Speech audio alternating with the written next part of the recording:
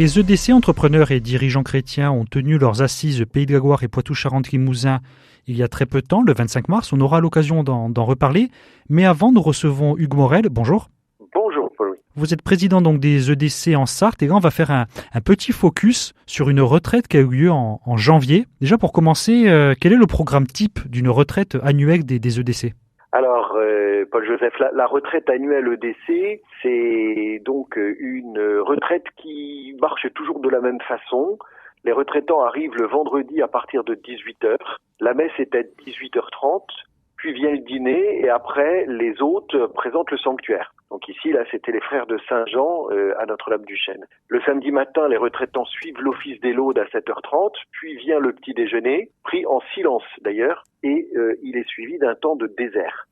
Ensuite, le premier enseignement commence à 9h30, puis vient la messe à 11h, le déjeuner et la confession pour ceux qui le souhaitent.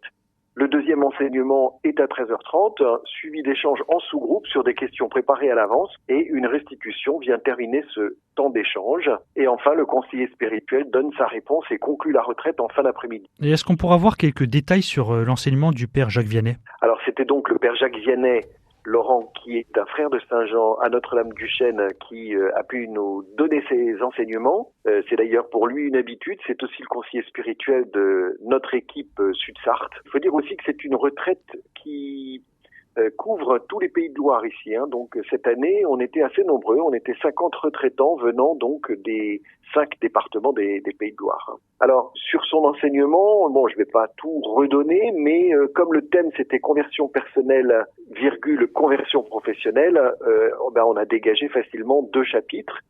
Donc le premier chapitre sur la conversion personnelle, je vous cite quelques pépites, croiser le regard du Christ, passer de l'erreur à la vérité, rencontrer, se mettre en chemin, entretenir le compagnonnage avec le Christ, développer cette dimension relationnelle. Cela passe par l'ajustement de mon regard sur moi-même. Il s'agit d'éviter le prisme déformant, trop positif ou trop négatif. C'est une conversion intégrale donc qui touche à tout notre écosystème selon 4 dimensions. Ma relation à Dieu, ma relation à moi-même, ma relation aux autres et ma relation à la création. Il y a donc un impact sur toutes les institutions et donc sur mon entreprise. Et du coup, la transition se fait facilement avec la conversion professionnelle. En tant que dirigeant, il est temps alors de faire une sorte d'examen de conscience sur ma façon de diriger. Dans ce cadre, le père Jacques Vianney nous fait observer et détaille 6 erreurs classiques du dirigeant. Donc les 6 erreurs, donc la première, s'exposer à la compromission. La deuxième, mettre Dieu à toutes les sauces. La troisième, décourager la gratuité et le don, qui va avec la quatrième, qui est tout monnayer, courir vers l'argent. La cinquième, se décourager. Et la sixième, délaisser Dieu. On verra si on a le temps de rentrer un peu plus dans le détail de l'une ou l'autre de ces erreurs. Il me semble, Hugues, que les retraitants ont travaillé par sous-groupe sur un chemin de 7 stations. Est-ce que vous pouvez déjà avoir l'idée de ces stations ? Pourquoi 7 stations ? Alors, l'idée, c'était de faire quelque chose avec le mot de station, le mot de chemin. Chemin de croix, station, il y a 14 stations dans le chemin de croix. Là, on en a fait 7. Et à chaque fois, en fait, ça permet du coup de s'interroger et de voir si on dirige en conscience. Alors, diriger en conscience, finalement, ça veut dire être aligné avec sa conscience, être aligné avec ce que sa conscience ce que notre conscience nous dit à partir du moment où on a vécu cette conversion personnelle. Et donc à partir du moment où chaque acte que nous posons est un acte qui doit être mûrement réfléchi et qui doit être fait en conscience. Donc l'idée, c'est que pour chaque retraitant, ces stations vont être l'occasion de se poser des questions simples, de trouver les réponses qui permettent de refonder ou de renforcer la coopération dans leur entreprise en ligne avec leur conscience.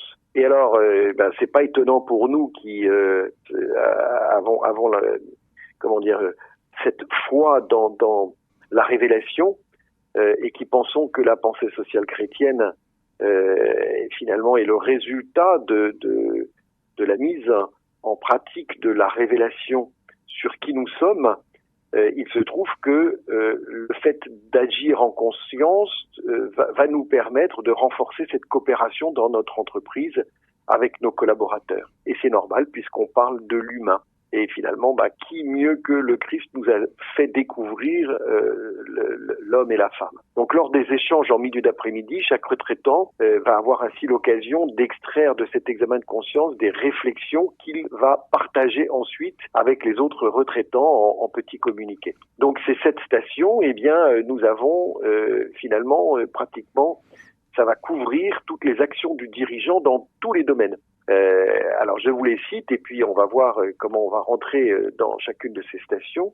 Communiquer, se fier, inspirer, donner du sens, contribuer, progresser, manager et diriger. On n'aura pas forcément le temps de rentrer dans le détail, mais en quelques mots, c'est la première station de communiquer. Comment on la vit ? Alors, par exemple, sur la première station de communiquer, finalement, je passe mon temps à dialoguer dans mon entreprise, en réunion, en tête-à-tête, avec toutes les parties prenantes, à commencer par mes collaborateurs.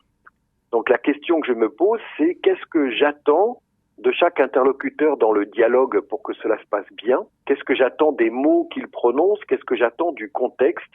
Qu'est-ce que je ne supporte pas ? Donc finalement, quelles sont les caractéristiques du bon dialogue ? Et à partir du moment où je regarde du côté de l'interlocuteur, finalement, je suis moi-même l'interlocuteur de cet interlocuteur. Donc la question que je vais me poser, c'est suis-je moi-même, selon ces critères, selon mes critères, un bon interlocuteur ? Et que puis-je me reprocher dans mes derniers dialogues ?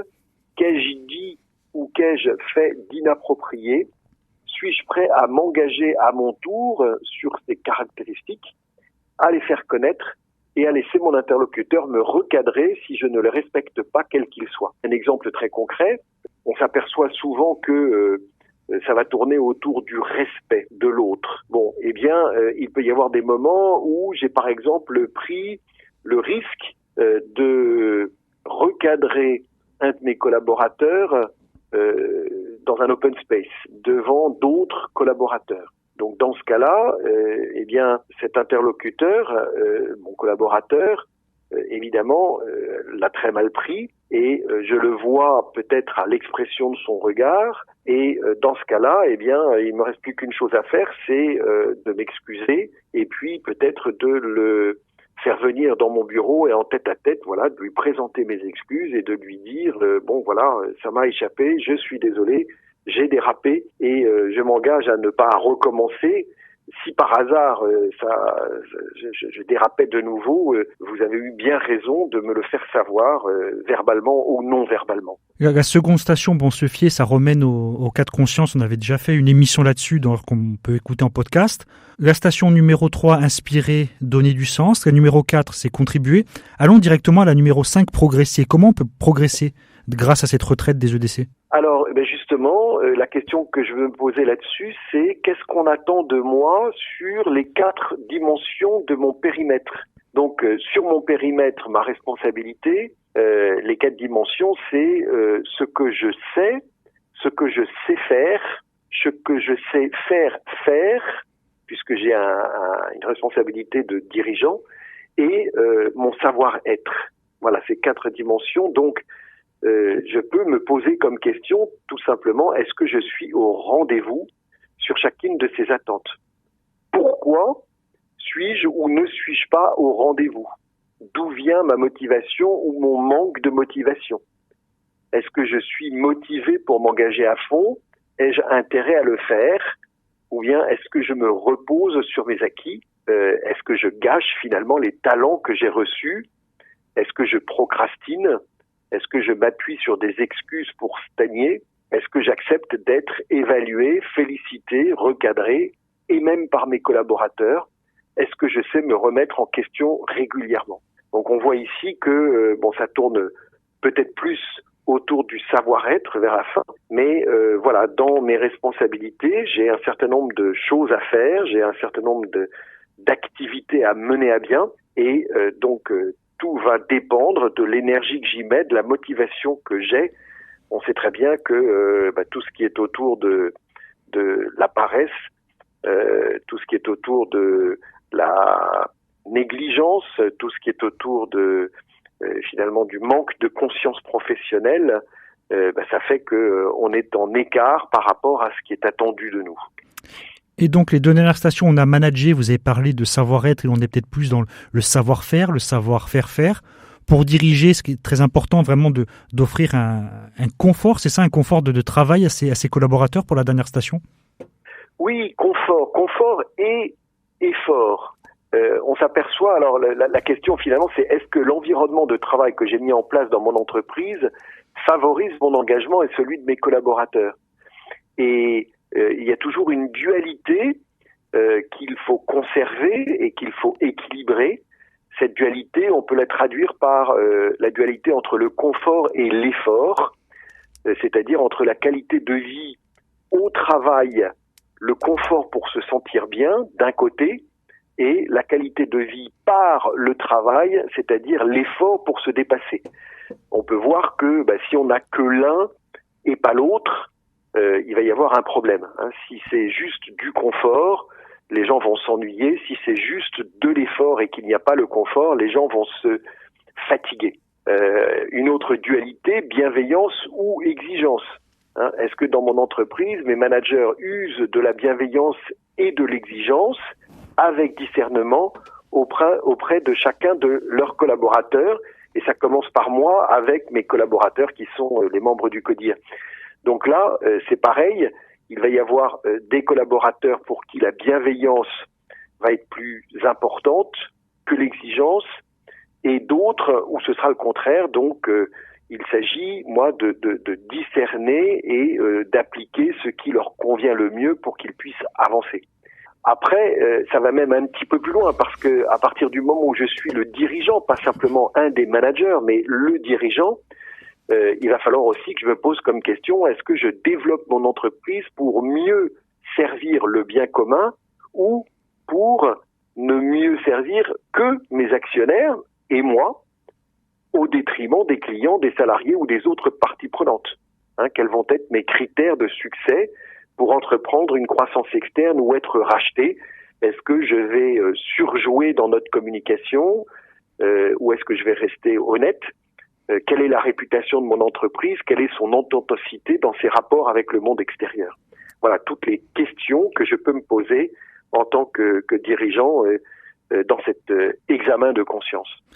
Merci Hugues Morec donc, de nous avoir éclairé sur les retraites au sein des EDC. Avec plaisir, Paul-Joseph.